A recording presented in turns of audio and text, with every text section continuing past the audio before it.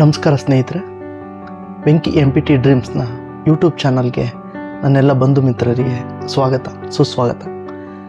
ಸ್ನೇಹಿತರೆ, ಇಂದು ನಾವು ಚನ್ನಪಟ್ಟಣ ತಾಲೂಕಿನ ರಾಮನಗರ ಜಿಲ್ಲೆಯ ಸುಂದರವಾದ ಕೂರ್ಣಗೆರೆ ಗ್ರಾಮದಲ್ಲಿರುವ 1200 ವರ್ಷಗಳಿಗೂ ಹೆಚ್ಚು ಇತಿಹಾಸವುಳ್ಳ ಶ್ರೀ ಕಂಬದ ಯೋಗ ನರಸಿಂಹಸ್ವಾಮಿ ದೇವಾಲಯದ ಆಧ್ಯಾತ್ಮಿಕ ಮಹತ್ವವನ್ನು ನಿಮಗೆ ಪರಿಚಯಿಸೋಣ ಅಂತ ಇಲ್ಲಿಗೆ ಬಂದಿದ್ದೇವೆ.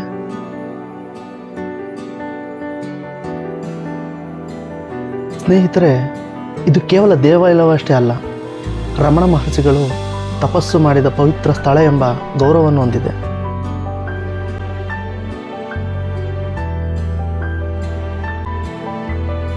ಕೂರ್ಣಗೆರೆ ಬೆಟ್ಟದ ಮೇಲೆ ಸ್ಥಾಪಿತವಾದ ಈ ದೇವಾಲಯ ಪ್ರಕೃತಿಯ ಮಡಿಲಲ್ಲಿ ನೆಲೆಸಿರುವ ಧ್ಯಾನ ಶಕ್ತಿ ಕೇಂದ್ರ. ಬೆಟ್ಟದ ಮೇಲೆ ಇರಿದ ತಕ್ಷಣದಿಂದಲೇ ತಂಪಾದ ಗಾಳಿ, ಪವಿತ್ರ ಮೌನ ಹಾಗೂ ಪ್ರಕೃತಿಯ ಸಂಗೀತ ಭಕ್ತನ ಮನಸ್ಸನ್ನು ತಕ್ಷಣ ಶಾಂತಿಗೊಳಿಸುತ್ತದೆ.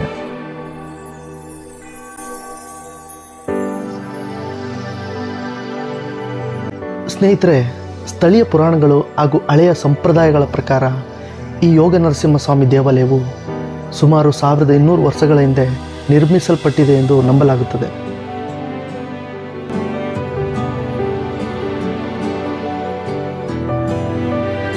ಮೂರ್ತಿ ಕಂಬದ ನರಸಿಂಹ ಎಂದೇ ಪ್ರಸಿದ್ಧಿಗೆ ಕಾರಣ, ನರಸಿಂಹಸ್ವಾಮಿ ವಿಗ್ರಹವು ಕಂಬದ ಮೇಲಿರುವ ವಿಶಿಷ್ಟ ಶಿಲ್ಪ ಶೈಲಿಯಲ್ಲಿ ಪ್ರತಿಷ್ಠಾಪಿಸಲಾಗಿದೆ.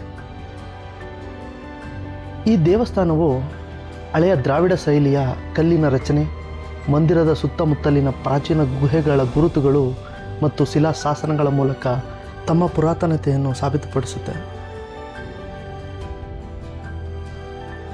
ಕೂರ್ಣಗೆರೆ ಬೆಟ್ಟವು ಆಧ್ಯಾತ್ಮಿಕವಾಗಿ ಅತ್ಯಂತ ಬಲಶಾಲಿ ಕ್ಷೇತ್ರವೆಂದು ಜನಪ್ರತೀತಿ.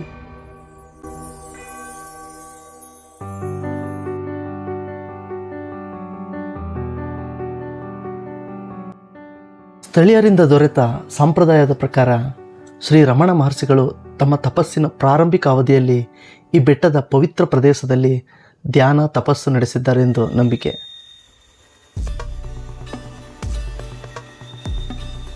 ಸ್ನೇಹಿತರೆ, ಇಂದಿಗೂ ಇಲ್ಲಿ ಧ್ಯಾನಿಸುವ ಭಕ್ತರಿಗೆ ಶಾಂತಿ ಮತ್ತು ಮೋಕ್ಷ ದೊರೆಯುತ್ತದೆ ಅಂತ ಇಂದಿಗೂ ಅನೇಕರ ಅನುಭವ.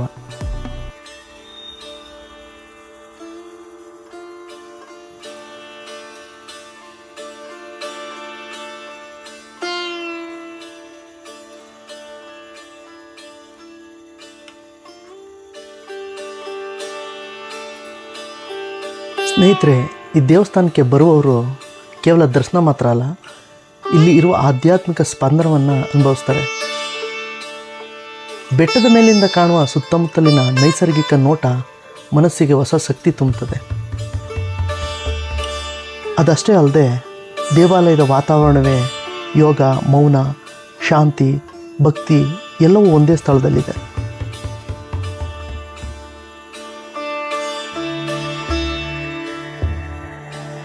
ಸ್ನೇಹಿತರೆ, ಇಲ್ಲಿನ ವಿಶೇಷ ಏನಂದರೆ, ಪ್ರತಿ ವರ್ಷ ಬರೋ ಶ್ರಾವಣ ಮಾಸದಲ್ಲಿ ವಿಶೇಷ ಪೂಜೆಗಳು ಮತ್ತು ಅಲಂಕಾರಗಳನ್ನು ಇಲ್ಲಿ ಕಾಣ್ಬೋದು.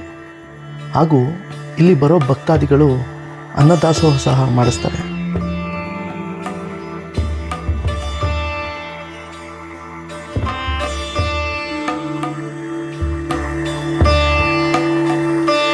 ಹಾಗೆ ನನ್ನ ವಿನಂತಿ ಏನಪ್ಪ ಅಂದರೆ, ಪ್ರಕೃತಿಯನ್ನು ಕಾಪಾಡೋದು ನಮ್ಮ ಜವಾಬ್ದಾರಿ ಸಹ.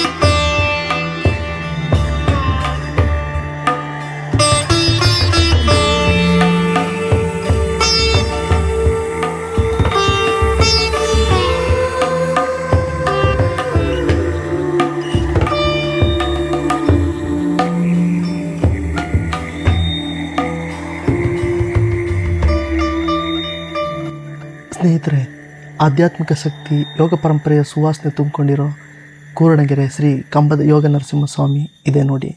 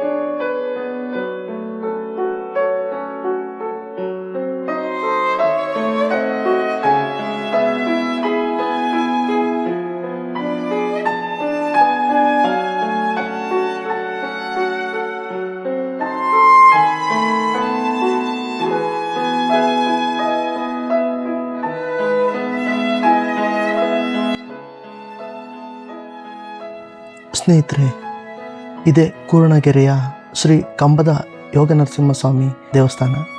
ಇನ್ನೊಂದು ವಿಶೇಷ ಏನಪ್ಪ ಅಂದರೆ, ಇಲ್ಲಿ ಶ್ರೀ ವೀರಾಂಜನೇಯ ಸ್ವಾಮಿ ದೇವಸ್ಥಾನ ಹಾಗೂ ಮಧ್ಯದಲ್ಲಿ ಬೇಟೆರಾಯ ಸ್ವಾಮಿ ದೇವಸ್ಥಾನವನ್ನು ಸಹ ನೋಡ್ಬೋದು.